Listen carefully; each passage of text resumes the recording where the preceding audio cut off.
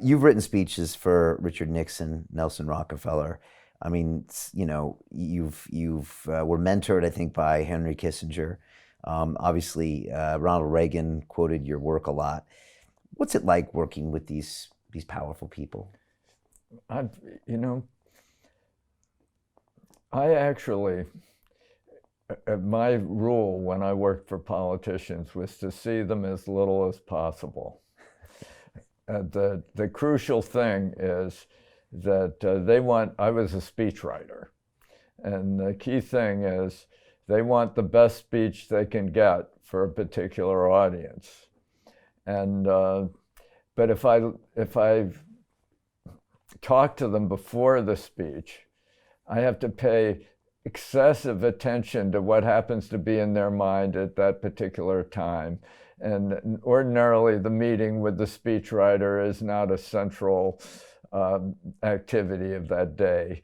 And I find it a waste of time to talk to politicians. I used to work at night. I'd go to the offices at night and write the speeches during the night where I wouldn't be interfered with, and then deliver the speech on the politician's desk the next morning and go back to my apartment and sleep. So I didn't, my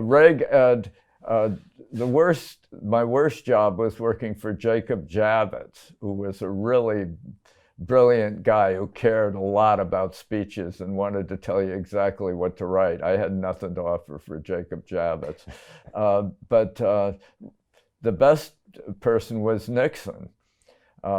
Nixon would read word for word everything you wrote. I mean, he was just, he hired good speechwriters, and they really were terrific, from Pat Buchanan to Jeffrey Hart. And I wrote a lot of speeches, and he would read them word for word.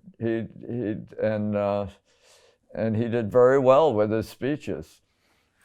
Nelson Rockefeller was dyslexic and not especially good at delivering speeches, particularly if you had to read them. So Nelson Rockefeller, you didn't want him to be reading speeches. You wanted him to be talking extemporaneously. He was very good at talking extemporaneously. He couldn't read a speech. Bob Dole was impossible because he liked telling jokes and doing anecdotes, and I worked for Bob Dole, and he would sometimes laboriously read the first paragraph of the speech I'd written for him, and then he'd throw it away and launch onto a series of his very entertaining monologues. I had a lot of. I enjoyed my time with politicians, but I didn't spend much time with them. And they'd call you up because you were the economist that knew what he was talking about and could help them communicate. Well, I was. In the early years, I was just a writer. Okay. I've spent a whole year in Lansing, Michigan, writing a book for George Romney called The Mission and the Dream. And this was when Romney was running for president. And he ended up not running for president, and I ended up not getting paid for the book, which meant I pretty much had rights to everything in it.